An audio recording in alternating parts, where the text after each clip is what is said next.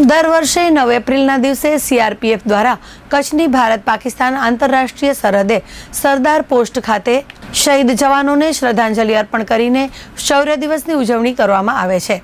આજે સીઆરપીએફના ઉચ્ચ અધિકારીશ્રીઓએ સરદાર પોસ્ટ ખાતે શૌર્ય દિવસની ઉજવણીના કાર્યક્રમમાં સહભાગી થઈને શહીદોના બલિદાનને યાદ કર્યું હતું। આ કાર્યક્રમમાં સીઆરપીએફની સાથે બીએસએફ અને પોલીસ વિભાગ તેમજ જિલ્લા વહીવટી તંત્રના અધિકારીશ્રીઓ જોડાયા હતા।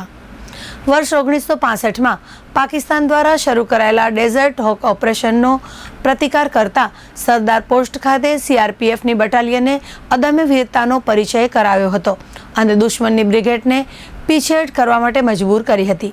આ વીરતા ભર્યા પરાક્રમની ગાથાને યાદ કરીને મુખ્ય અતિથિ તરીકે ઉપસ્થિત સીઆરપીએફ મુંબઈ ક્ષેત્રના આઈજી શ્રી વિરેન્દ્ર અગ્રવાલે જણાવ્યું હતું કે એ સમયની વિકટ પરિસ્થિતિમાં સીઆરપીએફ જવાનોએ 3000થી વધારે દુશ્મનોની સામે બહાદુરીપૂર્વક ટક્કર ઝીલી હતી।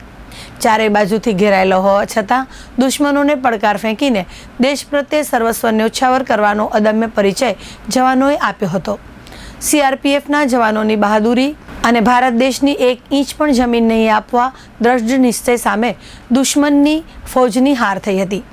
આઈજી શ્રી વિરેન્દ્ર અગ્રવાલે સીઆરપીએફમાં નવનિયુક્ત કેડેટ્સને પ્રેરણા આપતા જણાવ્યું હતું કે શૌર્ય દિવસની ગાથામાંથી શીખ મળે છે કે આપણી હાર ત્યારે થાય છે જ્યારે આપણે મનથી હારી જઈએ।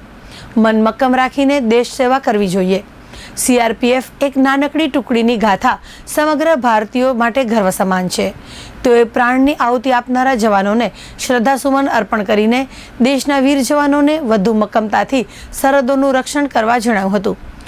આ શૌર્ય દિવસની ઉજવણી દરમિયાન સીઆરપીએફ દ્વારા સરદાર પોસ્ટ ખાતે બેન્ડ સાથે શહીદોને શ્રદ્ધાંજલિ અને વીરતાની ગાથાને યાદ કરવામાં આવી હતી।